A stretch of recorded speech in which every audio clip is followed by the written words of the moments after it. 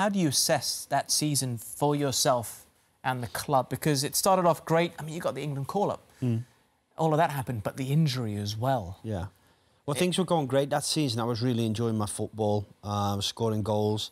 I think I had about 8 or 9 assists as well that year. Things were going great. I was just starting to achieve my aspirations, got the call up to the England squad. And then when I got into the England squad, I think it was the second England squad, I felt something just pop in my knee. And I think from that moment on... Where did you feel it? What were you doing? There was a pop in the back of the knee. We was just training, walking. It was just walking backwards, and I felt a pop in the back of the knee. I thought nothing of it. The knee was swollen, went back, got a scan. And I think that was in the January. In the February, we had an international break again. No, I had a suspension. I had a 3-week suspension. So the doctor said to me, maybe we get a scope in your knee, you'll be back in time. You know, you'll be out for 2 weeks, you'll be back in time for the next Premier League game. When I went in for the scope, it turned out the injury was more serious than anticipated, and the doctor did a procedure there, and then it meant I was going to miss the rest of the season, and then some. How was it for you, now that you are an old individual, and this was a very long time ago, because football has changed, I think society has changed in what you can and can't talk about amongst colleagues, amongst friends, and the effects it had on you personally. It wasn't just a physical injury, it was a psychological injury. I think at first it was a physical injury, but I didn't deal with the psychological impact of it. The doctor recognised some symptoms that were coming out in me, overly aggressive, not communicating very well with my teammates. So he did refer me to go and see a psychologist to try to come to terms with that. Yeah. Okay. That didn't work.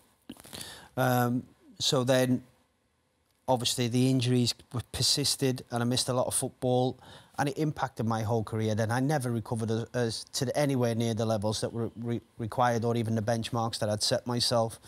So it was really disappointing, and I thought I was dealing with that when I retired, but I didn't. They manifested in different ways afterwards. It's PTSD, effectively, in a way. Well, yeah, I remember having a conversation with a lady who was a PTSD specialist, actually. She said, the symptoms that you're describing to me resemble PTSD. She said, if it's 10 years down the line and you still have a conflict, or it still gives you the same level of trauma when you think about that situation, that's PTSD, and it's unresolved trauma. It was dealings that I hadn't dealt with from 10 years previous. I think once I started recognising that and dealing with that, that was the beginning of me starting to slowly get my life back on track. It must have felt like it was never ending, though, because it spiralled into your personal life. It did, yeah. It leads to all sorts of different things. It manifests in different ways. It could be drinking, it could be gambling, it could be adultery. Pardon? It could be affecting your family as well, your relationship with wife and kids. And it's just not recognising the person you are. You lose your identity, you lose your status. Ultimately leads to bad decisions, and some of the decisions I made, in hindsight, when I look back, a normal human being doesn't make the decisions I made if you haven't had some sort of emotional breakdown, or you're dealing with some unresolved trauma. So when I look back, yeah, it's quite disturbing, actually, when I look back. What advice would you give to anybody who goes through that now in 2024 or 2025, whenever someone's watching this? Well, I would definitely, I would seek some sort of advice, particularly in the transition. And I think a lot of the factor around this is to do with the word retirement. I think retirement's got too much association of being to do with old age and finished, and you go and get on the golf course, you don't need to work again.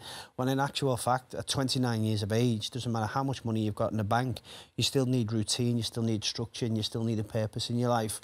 And if you haven't got a purpose or a structure in your life, you need to find one, you need to create one, and you need to discover more about yourself to see what does give you that intrigue, because I think it led to 10 years of procrastination in my life.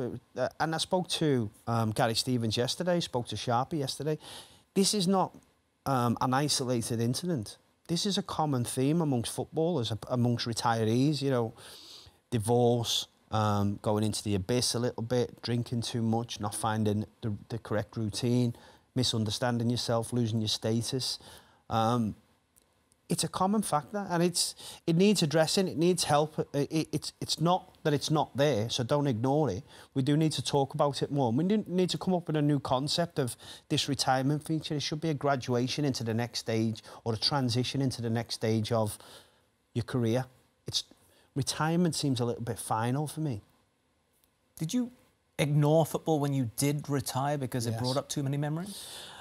I think I didn't want anything to do with footballers, and I didn't want them to be associated with me for being a footballer. I wanted to sort of discover who I was, because obviously you lose your status and you don't really know who you are anymore. I think what I did looking back was completely shake the tree to see who was going to be there at the end, and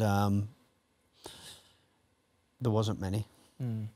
I saw one quote that summarised basically where you were at this. Yeah, stage. I knew the injury was going to finish me at 25. I knew it was a bad injury. I could have taken the insurance. I could have called it a day then. You knew, even then? Yes. Even though you've been to what? To Germany, to America, to see the famous Dr. Stedman? Yes. Yeah. He basically said he could patch it up. You're never going to be the same again. I think even that phrase, you're never going to be the same again, has psychological implications. You know, it's like... It'll hold you back. It does hold you back, yeah, because... and also, when you think that if you continue to play, that you might disable yourself as well, I think that's always in the back of your mind.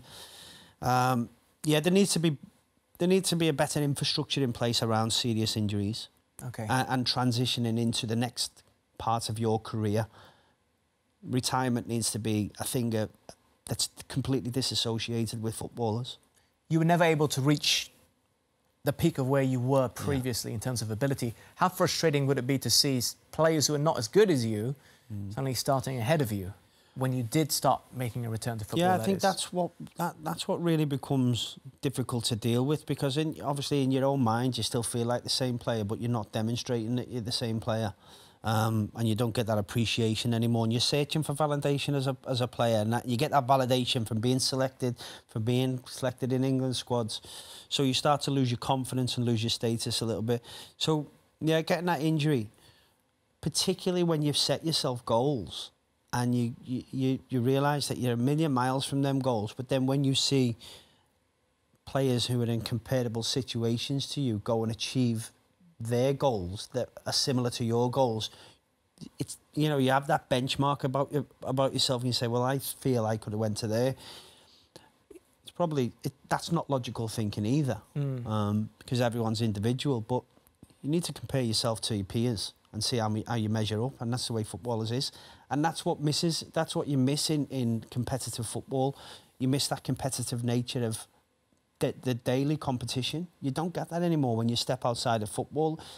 The competitiveness is not there anymore. Yeah.